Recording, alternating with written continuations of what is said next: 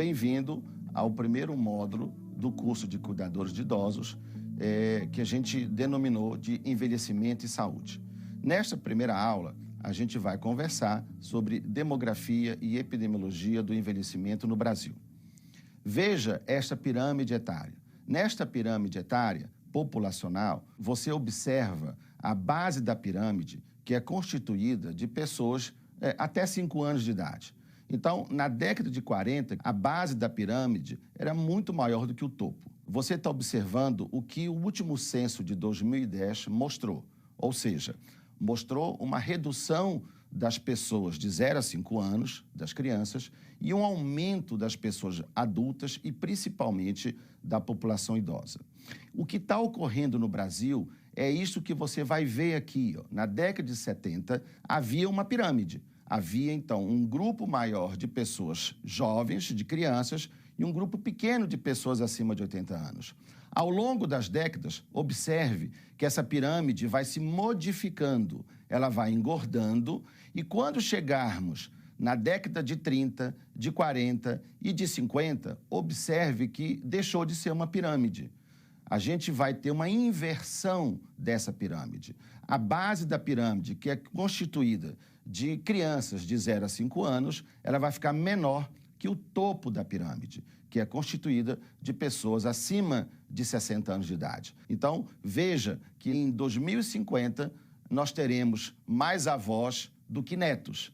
Quer dizer o quê? As crianças vão reduzir progressivamente ao longo dessas próximas décadas e os idosos, principalmente os muito idosos, eles vão aumentar demais. Observem também nessa pirâmide que a coluna da direita mostra as mulheres e a coluna da esquerda mostra os homens. Então você vai ver que vai haver um predomínio de mulheres sobre os homens. Então esse é um aspecto também muito interessante do processo de envelhecimento. Em 2010, a proporção de idosos na nossa população era em torno de 10, 11%. E observem que a esperança de vida em 2010 era 73,9 anos.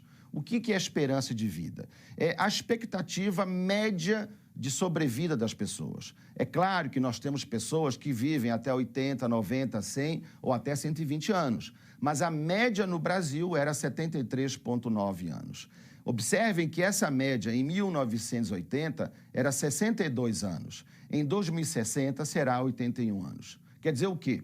A longevidade, que é o aumento da expectativa de vida, é a grande conquista da humanidade. Então, hoje, nós já conseguimos viver muito, tá? Resta viver bem.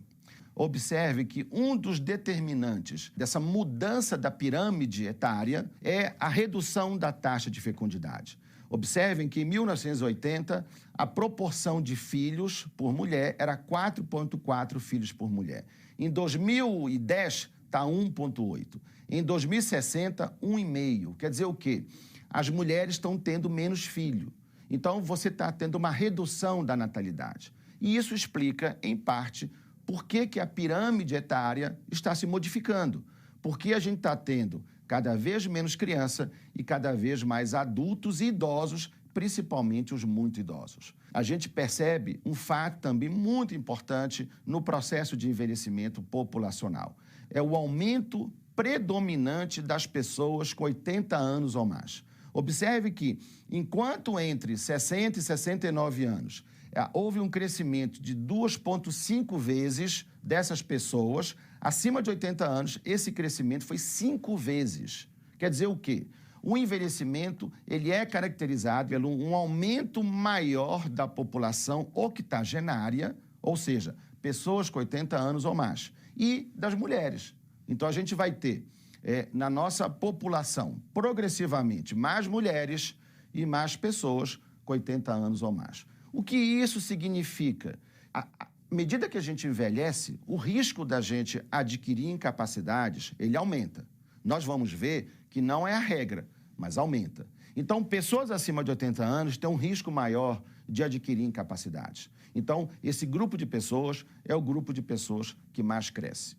Vemos também um outro fenômeno demográfico extremamente importante, que são as famílias menores, domicílios de idosos que vivem sozinhos.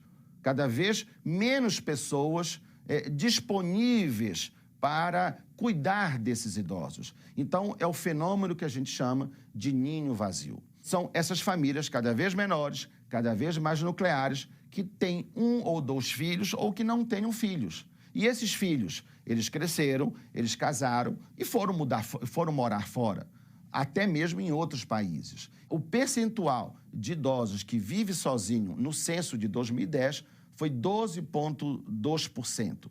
Entre os homens, 8,9% dos idosos vivem sozinhos. E entre as mulheres, 14,8%. Então, veja como isso é importante.